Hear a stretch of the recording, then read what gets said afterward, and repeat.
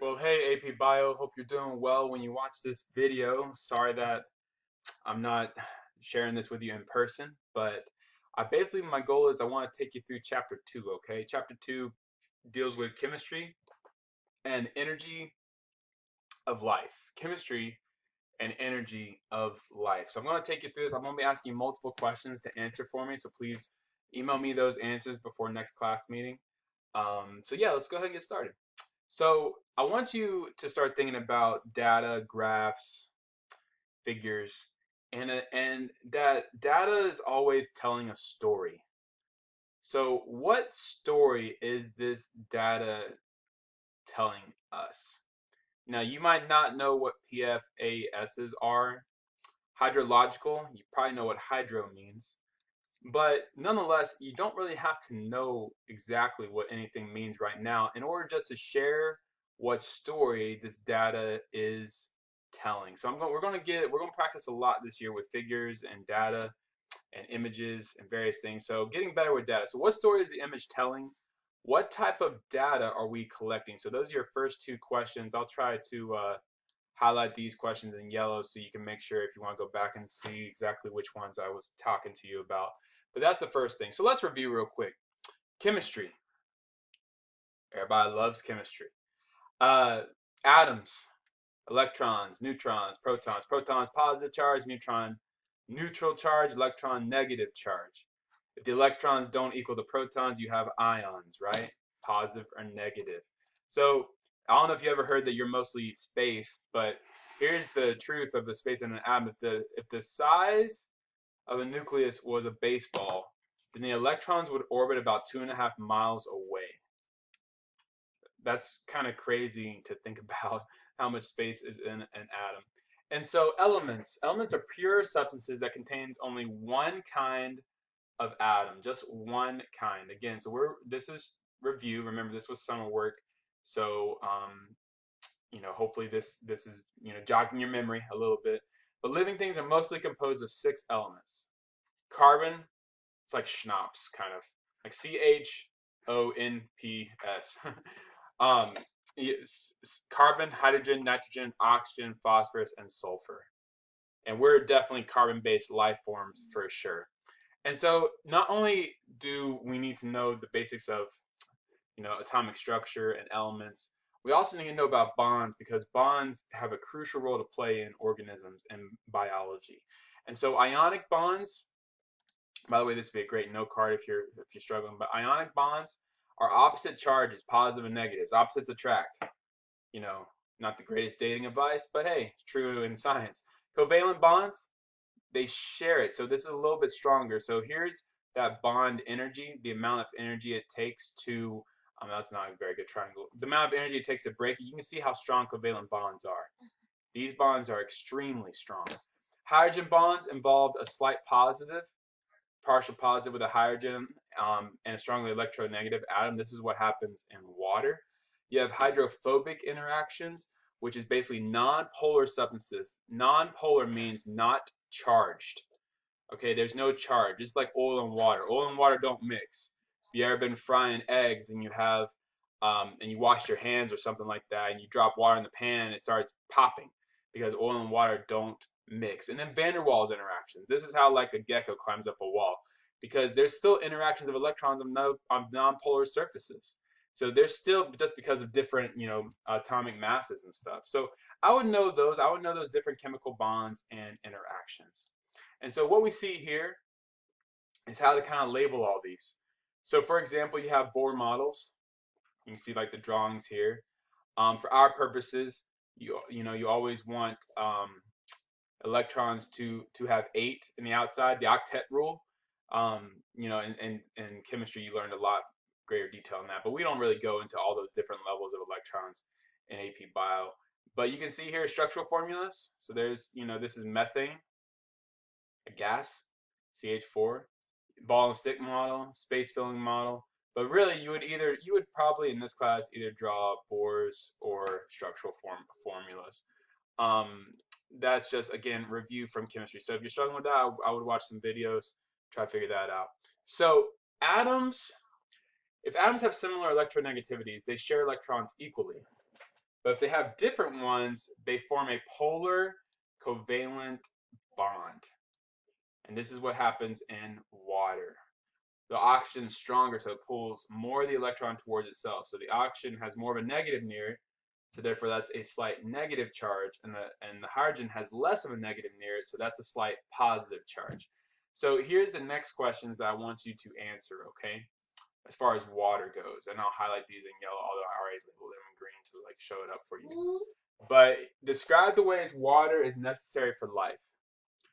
Calculate how much of the fresh water on the planet is available for use by living organisms. Hint, it's very small. Describe the factors affecting future availability of fresh water. The planet is changing drastically. Predict possible solutions to the problem of reduced supply. And so this picture is in your book, but this is showing a couple of different factors of water. It's showing adhesion and also cohesion. And it's also showing surface tension. So water likes to stick to itself, and you probably have seen really cool videos in space. I know I showed you in 9th grade biology if you were with me. But water sticks to itself. And so you find these really cool images in space because water has all these positive and negative charges in it. So water sticks to itself, cohesion, and it sticks to other things called adhesion. And so another couple of questions I want you to answer is, I want you to describe the difference between hydrophobic, phobia means fear, hydro means water, and hydrophilic, phileo means love, Philadelphia, city of brotherly love, molecules in terms of hydrogen bonding with water molecules. Okay, describe the differences. Explain the fact that water forms a droplet on the nonpolar waxy surface of a leaf, while it readily enters a tube made of polar molecules called cellulose. So what they're saying is water beads on the leaf, but it goes up, the xylem in plants. Why? Okay, so think about those answers. Also write those down in a document and email them to me. So with that being said, we're still moving on. So these are ionic interactions. This is sodium chloride or table salt. Love some salt on chips or fries or something like that. And so you can see that sodium has only one electron in its outside shell. This is why it explodes in water if you throw the metal into water. And so it readily gives that sodium away. It's like, okay, yeah, have it. You got it. So therefore, sodium lost an electron, so it has a positive charge. Chloride now has an extra electron, so it has a negative charge. And so there's that ionic interaction, and you have sodium chloride. This is why salt dissolves so easily in water. It breaks up, but there's a charge in between it. Water's charge. Water is a universal solvent. So cation, the plus, right? The letter T looks like a plus, so it has a plus. So the cation in this would be sodium, and the anion is a negative ion. So anion, and that would be the chloride ion. So functional groups, again, doing into chemistry because, basically biochemistry is the foundation of all chemical reactions in the body and in life and animals, plants, all sorts of things. Small groups of atoms with specific chemical properties. Okay, small groups of atoms with specific chemical properties. Functional groups confer these properties to larger molecules. Okay, so everything kind of starts with the functional groups. One biological molecule may contain many functional groups that determine molecular shape and how it reacts in the environment. Okay, so let's go over some of these functional groups, and it would be nice to know these. Okay, hydroxyl, it's polar. Hydrogen bonds with water to help dissolve molecules. Aldehyde is very reactive, important in building molecules and energy releasing reactions. The keto functional group, for example, in ketones and acetone, is important in carbohydrates and energy reactions. You have the carboxyl group, COOH. It's acidic, so it ionizes very, very easily. Creates things, enters into condensation reactions by giving up an OH. Amino, this is crazy important in proteins. It's a basic property, which means it behaves like a base. Phosphate, it's acidic, enters into condensation reactions by giving up an OH or hydroxyl. When bonded to another phosphate, hydrolysis releases much energy. That's what they're talking about there, is that famous molecule. Hopefully you know it. Let me see if I can write with a mouse. T, P, adenosine tri, 3 phosphates. And then you have your sulfhydryl By giving up a hydrogen, two SH groups can react to form a disulfide bridge. This is protein structure. I think it's a secondary structure. So it's really important to understand that who we are and the chemical reactions that happen inside of us are based upon chemical reactions. They're based upon functional groups and how all of these charges and bonds and atoms are interacting at a molecular level. So monomers and polymers. Mono means, one, poly means many. Okay, so your macromolecules, the macromolecules, the building blocks of life. So you're mostly water. You have ions and small molecules. And then you're made up of macromolecules. And we already talked about these, but just in case you forgot about them, there they are. Proteins, nucleic acid, carbohydrates, which means polysaccharides. Saccharide means sugar, poly means many, and lipids. So here is some reactions that create all these macromolecules. So this is a condensation reaction. Condensation means we are getting water, extracting water, losing water. You can see that. And now we have a bridge here. Oh, I don't know how I'm zooming in. Well, that's crazy. It's crazy. Wow, I didn't know it could do that. Cool. Condensation, losing water. Hydrolysis is the breaking up with water. Lysis means burst. Hydro, water. So we're breaking up with water. Okay. So now I want you to take a break, use your book. I want you to do the checkpoint on page 26. Okay. Page 26. So moving on, I'm also going to show you another piece of data because this is going to be relating to where we go next in this lecture. This is also another question I want you to answer for me, AP Bio. So mice were studied based upon an investigation if early overnutrition increased the likelihood of diabetes in adulthood. That's basically this study that was published in a scientific magazine. What story is the data sharing? We got to get better with understanding that data is sharing a story. So look over these graphs. You can see these graphs here, air bars, etc., so on and so forth. Tell me what story this data is sharing. So we already talked about this, but the four macromolecules, proteins, carbs, lipids, nucleic acids. So food. What do you think of food? But you can see here that, a balanced diet is so important. Carbohydrates. First off, start with carbohydrates. Hydrate, of course, means water. So what does carbohydrates do? CnH2ON. That's their formula. C6H12O6 is glucose. So it's a source of stored energy. I would know these functions. Stored energy. Also deals with transport. Transport stored energy within organisms. Structural molecules give many organisms their shapes, like cellulose. Cellulose is a sugar in plants. Recognition or signaling molecules can trigger specific biological responses. How does your body know you from not you? Like when a bacteria enters your body, how does your body know that's not your cell? That involves carbohydrates. So carbohydrates are very important. For example, your blood type is based upon carbohydrates. You have, antigen A or blood type A, blood type B, A, B, or nothing. And if we simplify this into shapes, like A is a circle, B is a triangle, you have both or you have none, that's how your body knows you. And this is all genetically determined, of course, and these are all types of sugars. So you can see here that O, you can see how O has the basics, glucose, galactose, etc., so on and so forth. Well, the A antigen adds that carbohydrate, and the B type blood adds that one. And so your body literally knows the difference between these, it can sense this. It's signaling. It can sense this. And so that's why if you get the wrong blood in a blood transfusion, you possibly could die. You get really, really sick, of course, and sometimes you do die because your body attacks that. Your body doesn't play around. It doesn't ask questions. Hey, this is not me. It's bad. Destroy it. And so that's pretty, interesting. So glycosidic linkages, how does all this join together? Well, sucrose is table sugar. So it happens in a condensation reaction. So you have this OH group, hydroxyl group, you have the OH here. Combine those together, you lose the water, and now you have that glycosidic linkage forming a disaccharide. Sucrose is table sugar, and it's made up of glucose and fructose, which of course was found in fruits. That can be put many times over to see that you can have a starch. There's 5 carbon sugars, ribose and deoxyribose. Those are in RNA and DNA.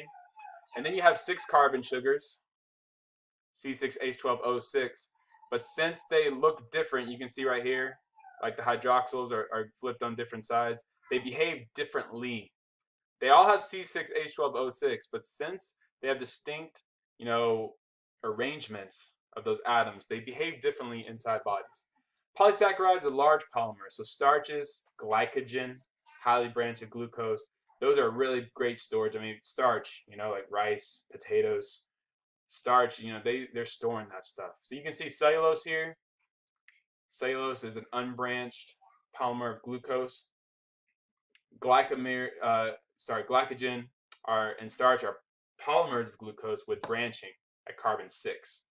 So you'd count it 1, 2, 3, 4, 5, 6, branching, boom, there's a branch, and then it would branch again and branch again.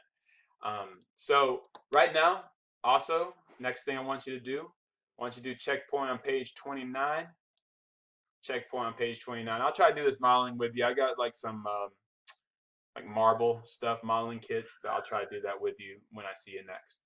All right, so Paladine. I've ate at a restaurant in Savannah. My favorite color is butter. That's a famous meme from a long time ago. But yeah, in the South, my goodness, it's crazy. We cook with butter.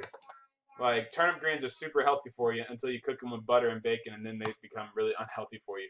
But lipids are hydrocarbons. They're basically saturated with carbons and hydrogen atoms. They're insoluble in water because there's no polar covalent bonds. When they're close together, they can form those weak van der Waals interactions. So that's why you see this if you were to pour olive oil into water.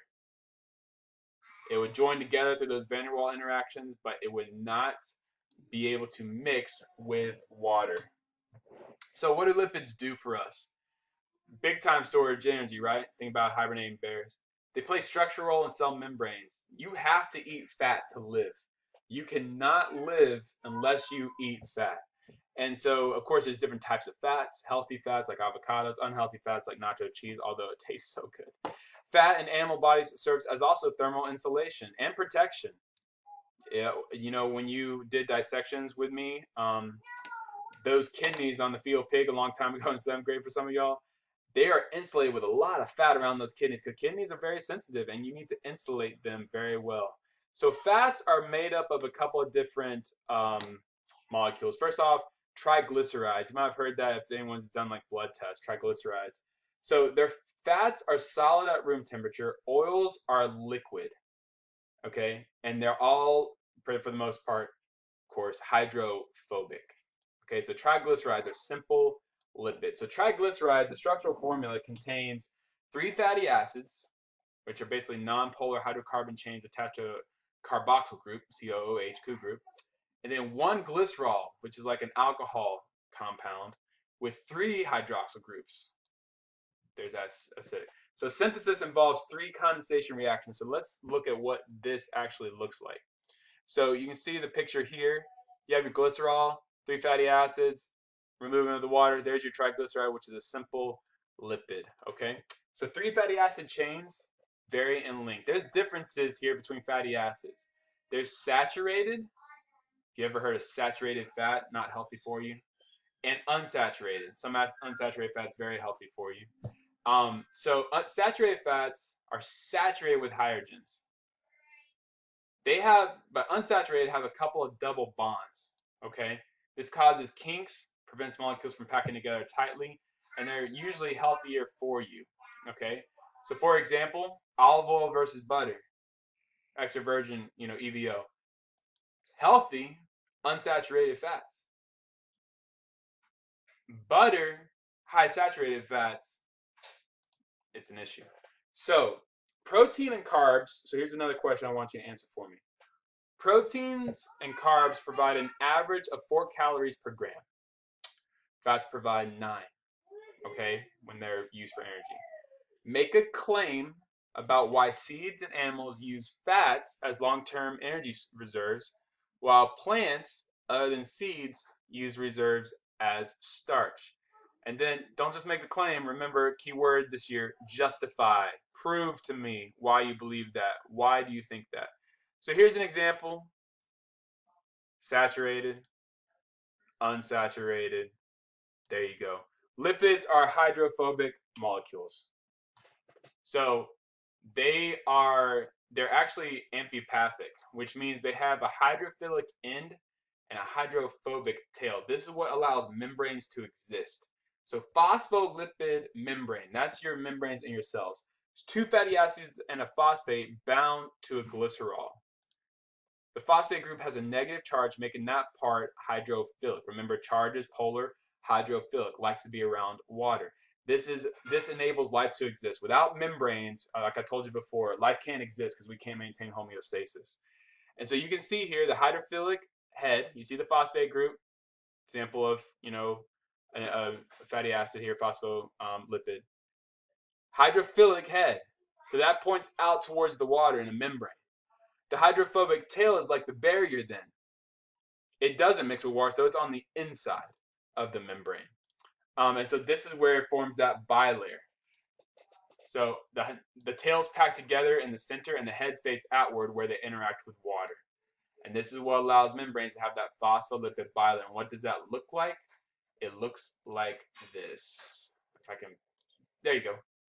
And so this allows, and this is like, it's not static. It's like a fluid mosaic model. It flows. It, undulates. It moves. Your cells aren't static. They move around. So this is like a sea of lipids, and there's molecules inside of lipids floating around, like transmembrane proteins and carbohydrate chains on the outside, and all sorts of different things. Some molecules can pass through this. Some molecules can't, and they need channels to go through.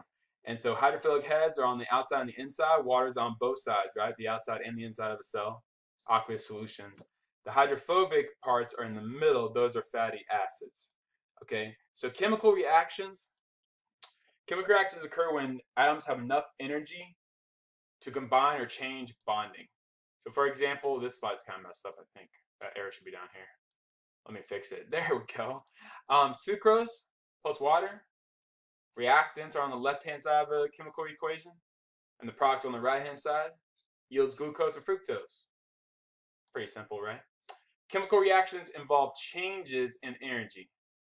So energy can be defined as the capacity to do work.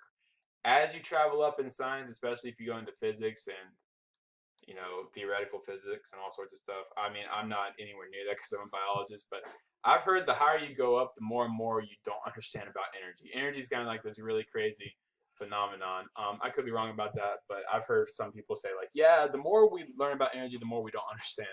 But in biochemical reactions, energy changes are usually associated with changes in the chemical composition and properties of molecules. And depending upon the energy requirements, we can tell if a reaction will happen or not happen. So all forms of energy can be considered as either two things. I'm sure you remember this. This is all review, hopefully. And if it's not, hey, I'm glad we're going over it. Potential. Stored energy, like food, gasoline. The energy of a state or position, like on a ledge. Kinetic is the energy of movement. This type of energy that does work. Energy can be converted from one form to another. So in those reactions, you have metabolism. Metabolism is a sum total of all chemical reactions. So metabolic reactions involve energy changes. So a chemical reaction will occur spontaneously if the total energy consumed by the breaking of bonds is less than the total energy released. So there's two different types of reactions that happen in metabolism. Anabolic, which takes simple molecules and forms complex ones. So this requires energy. This is endergonic or endothermic. Energy has to go into that reaction. So that's an example of pushing a ball uphill. You have to have energy input into that situation. And y'all could probably hear my daughter Ava in the background, but it's all right. So reactants and products. So the reactants have this amount of free energy stored in them, and the products have more energy. So this example is like photosynthesis. You take CO2 and you're building glucose, C6H12O6, way more energy in glucose than CO2. Exergonic reactions happen spontaneously. So exergonic reactions don't have to have too much energy input. There's a little activation energy that an enzyme needs to deal with, but nothing compared to endergonic reactions. So catabolic reactions, energy is released. So those are your exergonic reactions. So they're often linked in science. They're linked together. So one side of a system would be catabolic, the other side would be anabolic. Now, the laws of thermodynamics apply to all matter. First law, energy is not created nor destroyed. Second law, useful energy tends to decrease. Entropy increases. So the first law of thermodynamics, read that over. Total amount of energy before transformation equals the total amount of energy after transformation. No new energy is created and no new energy is destroyed. However, you've lost useful energy. Laws of thermodynamics part 2, which is where we're going right now.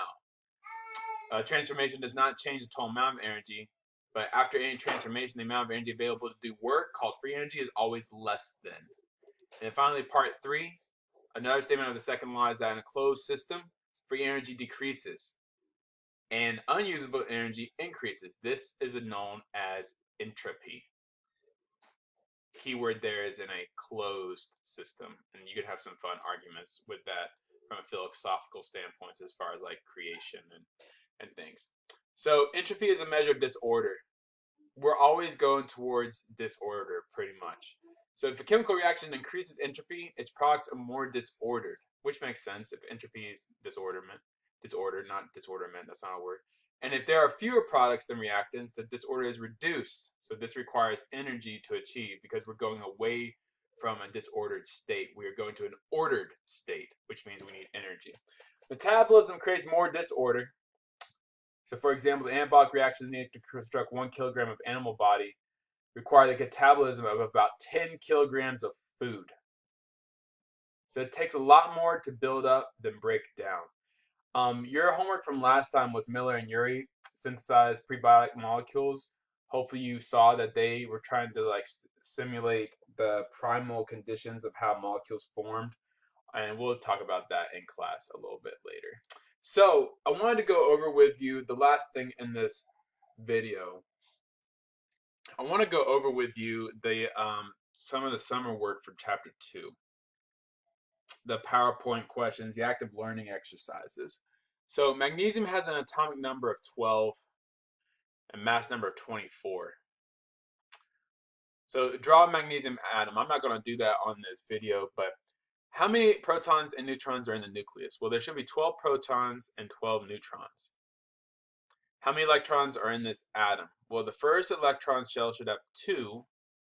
The second shell should have 8, because 8's the max in the second shell.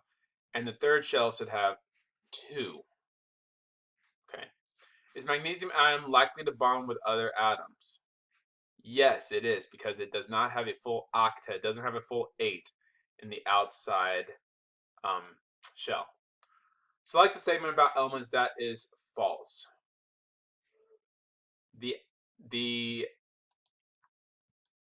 This one is false, C. They differ from each other because of their protons. That's your atomic number. Again, this is something that we're not going to draw right now on this video. Bionic attractions are positive negatives. Covalent is sharing bonds. So sodium chloride would be an example of an ionic attraction. Methane would be an example of covalent attractions. And then hydrogen bonds, nothing really better than 2 water molecules to show hydrogen bonds. Another drawing here, using a water molecule as an example, draw and describe how a difference in electronegativity between hydrogen and oxygen contribute to the formation of polar covalent bonds. Well, the oxygen takes more of the electrons, so it's partially negative. The hydrogens then, the 2 hydrogens in water are partially positive.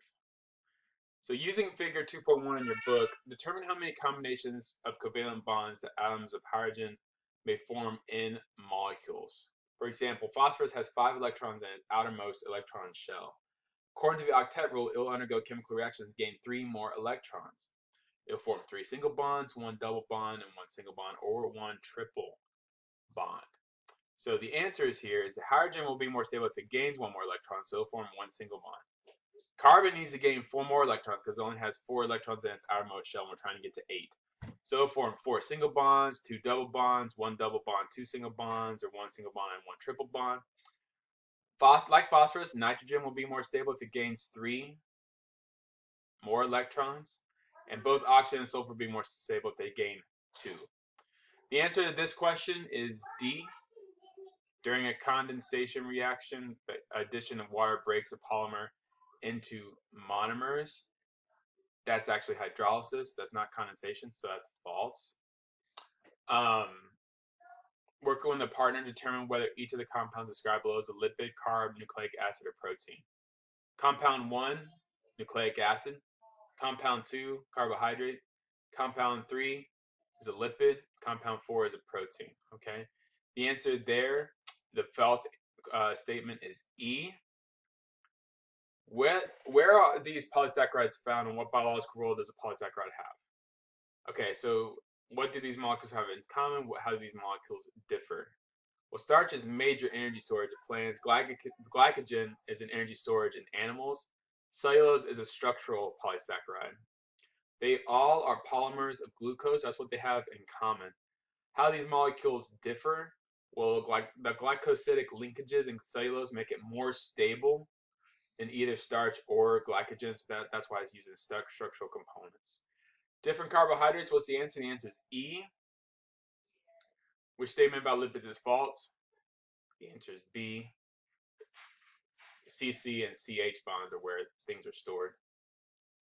Working independently, compare saturated and unsaturated fatty acids with respect to the following characteristics. All right, so number 1, saturated fatty acids, all the bonds between carbon atoms in the hydrocarbon chain are single. In contrast, one or more double bonds is present in an unsaturated fatty acid. Number 2, saturated fatty acids pack very closely together. Unsaturated have kinks, so they can't pack as closely together. Saturated for number 3, solid. Unsaturated, liquid. Number 4, lipids with saturated fatty acids tend to have high melting points, whereas those with unsaturated fatty acids have lower melting points. And finally, number 5, animal fats are usually saturated. Triglycerides of plants tend to be unsaturated, like olive oil. The answer to this question, the false statement, is A. You can read that over. And then finally, chemical reactions. This is a condensation reaction because water is a product. The reactants are glucose and galactose. The products are lactose and water. Is this anabolic reaction or a catabolic reaction? We have to understand that perhaps like what lactose is. Is lactose a monosaccharide, a disaccharide, which means 2, various things, but you can probably see also from the equation, it's a disaccharide. So this is an anabolic reaction. We're taking 2 simpler molecules and making a more complex one. That's anabolic. And finally, is energy required? Yeah, energy is required because we're putting together something complex from something simple. So, got 2 more here. Second law of thermodynamics. Define what the second law is. Useful energy tends to decrease. Useful energy tends to decrease. Entropy increases. So given that, explain why it requires approximately 10 times the mass of food to produce that amount of mass in a human body. Well, as the mass of food is metabolized, about 90% of it is released in the form of unusable heat. So you only really keep 10% of energy. And you see that in ecology too, as you go up the pyramid, the trophic levels. Which of the following statements about energy is false? And that answer is B. All right, guys. Well, I hope this video was helpful. Hope you're having a good day. Thanks for watching all of it. Remember to email me the answers from it, and God bless.